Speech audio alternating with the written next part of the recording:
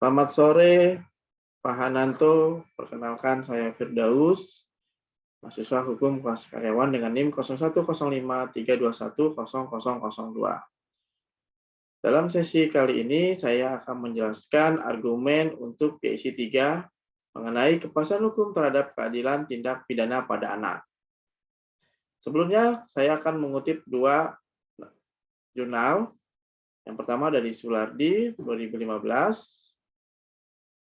Ada hal yang berkaitan dengan kesejahteraan hukum bagi seseorang dari kewajiban pemerintah dengan diaturnya ketentuan yang bersifat umum.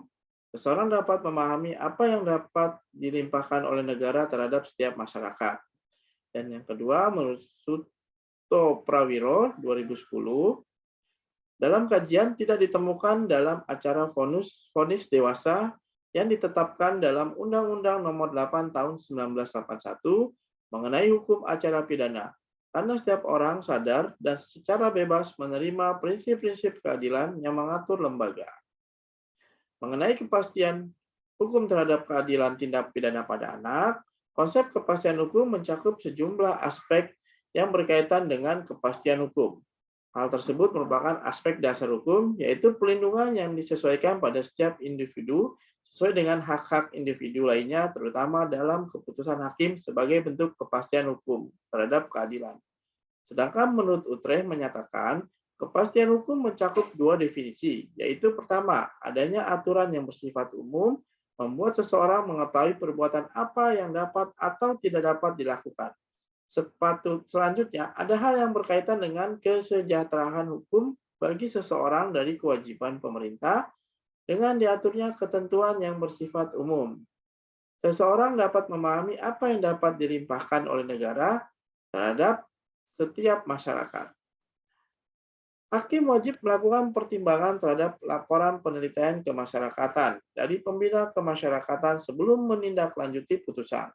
Ternyata, Yudex Fakti tidak hanya mempertimbangkannya dalam hasil pertimbangan putusan hukuman. Pasal 60 ayat 3 Undang-Undang SPPA. Tentu saja dalam kajian tidak ditemukan dalam acara vonis dewasa yang ditetapkan dalam Undang-Undang Nomor 8 Tahun 1981 mengenai hukum acara pidana, karena setiap orang sadar dan secara bebas menerima prinsip-prinsip keadilan yang mengatur lembaga. Masyarakat yang berhubungan dalam pelaksanaan hukum hendaknya memperhatikan keadilan hukum di dalamnya, sehingga dalam pelaksanaan, hukum dapat terwujudnya sebuah keadilan yang nyata.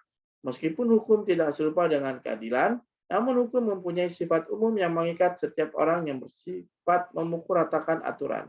Seperti siapa yang mengambil barang orang lain harus dikenakan hukuman. Jadi siapapun yang melakukan pencurian harus diberi hukuman tanpa melihat siapa yang melakukan perbuatan tersebut. Namun sebaliknya, keadilan memiliki sifat yang individualistis, subjektif, dan tidak menyamaratakan. Demikian argumen dari PSI 3. Terima kasih.